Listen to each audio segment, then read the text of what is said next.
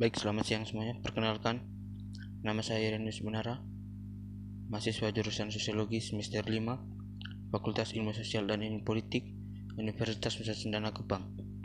Baik, pada kesempatan ini saya akan melanjutkan mereview buku dari tugas mingguan yang ke-8 mata kuliah Gerakan Sosial yang berjudul Kewarganegaraan, Identitas dan Gerakan Sosial di Hong Kong, Lokalisme setelah Gerakan Payung, dan diedit oleh Wyman Lam dan Lucky Cooper. Yang pertama, titik balik dalam politik Hong Kong. Pada ulang tahun ke-20 kembalinya ke kedaulatan Tiongkok, masyarakat berdiri di persimpangan jalan yang dicirikan oleh ambiguitas, refleksi diri, dan ketidakpastian pervasif untuk apa yang akan terjadi di masa yang akan datang atau masa depan. Gerakan payung itu meletus di Hong Kong pada September tahun 2014 dan tidak diragukan lagi menandai politik untuk politisi. Gerakan telah berlangsung selama 79 hari. Selama waktu itu puluhan ribuan pemrotes menduduki beberapa distrik komersial penting di wilayah tersebut. Meskipun dalam beberapa hal pengembangan dari berbagai pusat yang diprakarsai oleh Benny Tai, seorang profesor hukum, pada tahun 2013, gerakan payung pada akhirnya tidak direncanakan atau terjadi secara spontan. Ini merupakan perpanjangan dari gerakan demokrasi lama dan frustrasi di Hong Kong. Keputusan 831 Kongres Rakyat Nasional Tiongkok pada bulan Agustus 2014 yang menyangkal hak pilih universal yang asli ke kepala Hong Kong 2017 dalam pemilihan eksekutif, sehingga membahayakan reformasi konstitusional demokratis lebih lanjut. Dan pada akhirnya G30 tidak stabil dalam membalikan keputusan 831. Meskipun demikian, itu telah meningkatkan kesadaran politik, juga mendorong pertumbuhan gerakan pro-kemerdekaan di Hong Kong yang semakin memecah belah rakyat. Gerakan payung tidak diragukan lagi dan tak tertandingi dalam pengembangan Hong Kong, tetapi tetap tumbuh dari yang sangat spesifik, memang unik, dan sejarah politik. Hong Kong dan koloni Inggris hingga tahun 1997 dan spesial wilayah administratif Cina 1997 adalah contoh terkenal dari hibridarisme. Dan selama pemerintahan kolonial Inggris, Hong Kong disebut sebagai negara liberal-autokrasi yang menandakan tingkat kebebasan sipil koloni yang tinggi dengan sangat terbatas. Dalam beberapa tahun terakhir, politik yang luar biasa tantangannya dan menang menginvestasikan di daerah administrasi khusus Hong Kong. Kemerosotan yang dirasakan dari otonomi politik dan perlindungan kebebasan sebagai stagnasi atau gerakan menuju demokrasi.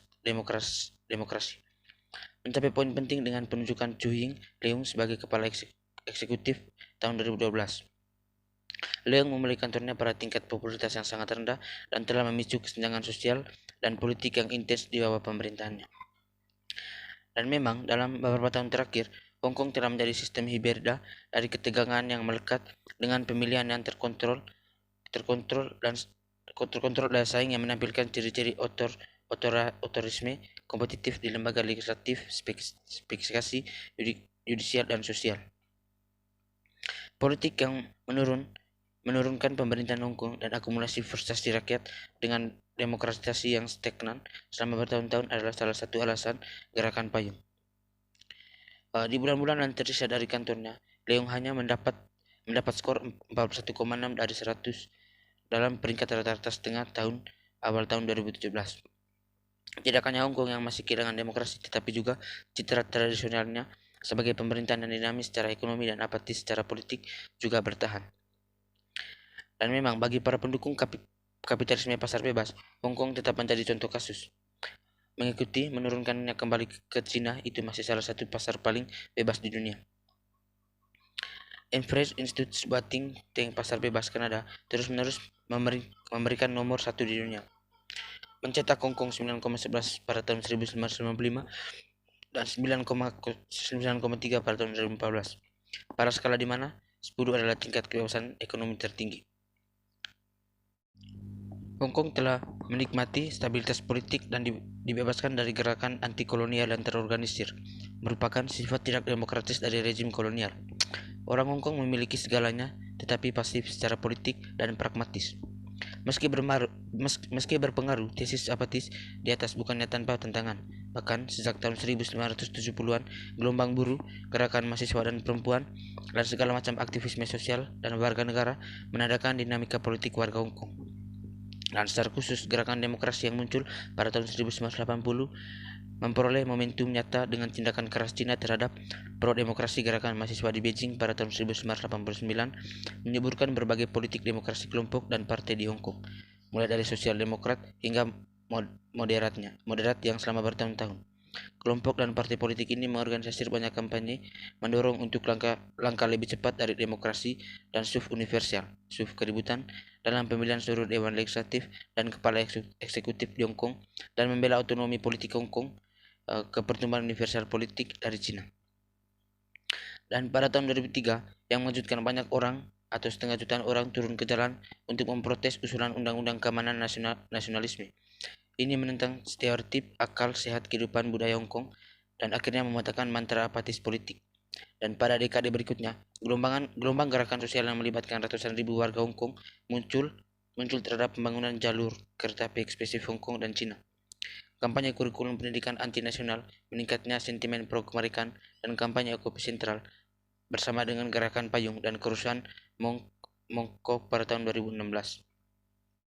Dalam literatur akademis, keraguan sering tentang tesis apatis telah muncul sejak tahun 2000-an. Misalnya Tai Lok Lui dan Stefan Euke berpendapat bahwa gerakan sosial di Hong Kong kurang diteliti karena definisi sempit stabilitas politik para sarjana di atas.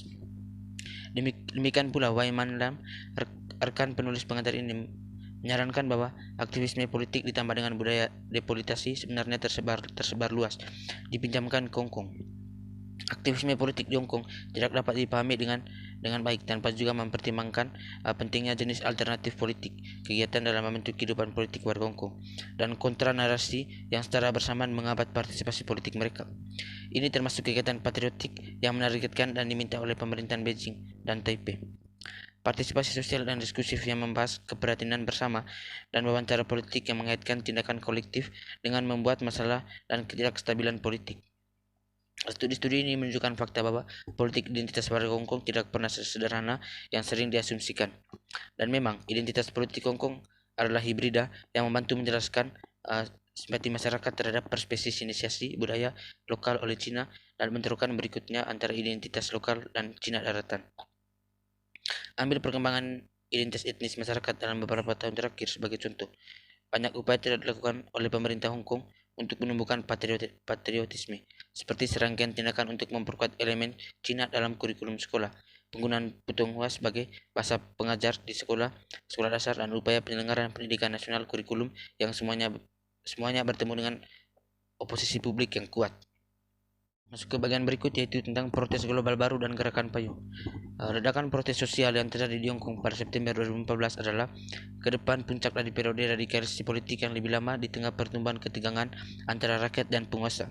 Tidak ada jalan keluar dari sifat yang sangat spesifik dan konsentrasi atas pemerintahan Hong Kong ini. Tidak hanya apakah itu mencerminkan kontradiksi dan ambiguitas dalam satu negara.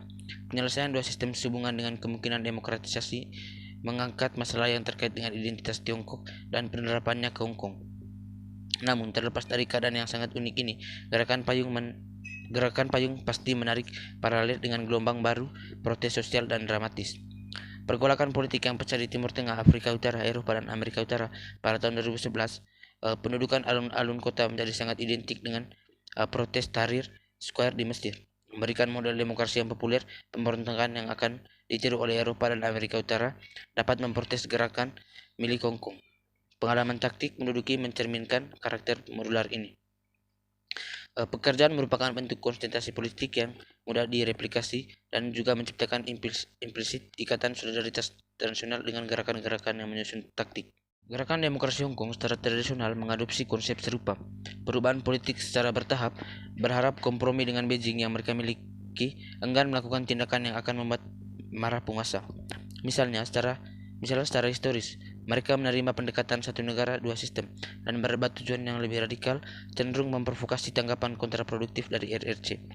Terlihat dalam konteks keragaman pengalaman baru-baru ini, Hong Kong memberikan contoh lain dari tantangan berat yang mencapai dan mempertahankan proses demokratisasi membutuhkan aktor masyarakat sipil seperti pemberontakan Timur Tengah dan Afrika Utara. Lapisan ini mampu untuk mengaktifkan partisipasi konstituen sosial yang lebih luas, yang lebih kelas pekerja secara nasional.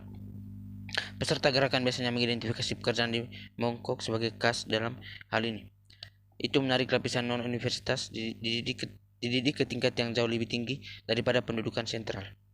Sedangkan gerakan secara formal dipersatukan di sekitar tuntutan demokratisasi dan universal hak pilih peserta terutama di generasi muda dibebaskan. Masuk ke bagian yang berikut yaitu hibriditas Hong Kong gerakan sosial. Temui populisme baru peserta gerakan payung dengan kuat mencerminkan kaum muda berjejaring. Individu yang berpendidikan tinggi dengan sadar dan sosial yang memimpin gelombang global lainnya memprotes. Mereka juga menghadapi pengalaman yang sama tentang peningkatan kerawanan dan berkurangnya prospek ekonomi jangka panjang karena meroketnya biaya perumahan dan stagnasi upah.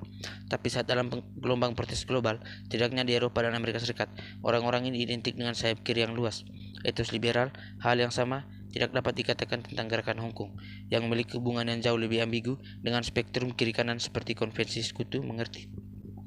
Dan dengan demikian, gerakan tersebut mencerminkan kekhususan Hong Kong lanskap politik Kong. Dalam yang terakhir, berbagai masalah mendefinisikan kiri kanan spektrum, terutama meskipun tidak eksklusif. Dan sikap yang berbeda terhadap pasar berada di bawah belahan utama politik Hong Kong. Dan dukungan untuk atau berupa tingkat oposisi terhadap pendirian Beijing yang berkuasa lebih penting lagi. Secara identitas lokal dimanifestasikan dalam gerakan dan barisan yang ditinggalkan dengan kuat menggarisbawahi kekhasan pengalaman Hong Kong. Masalah narasitif aktor logis dalam protes memiliki beberapa kesamaan yang dikuasai. Sekian dan terima kasih.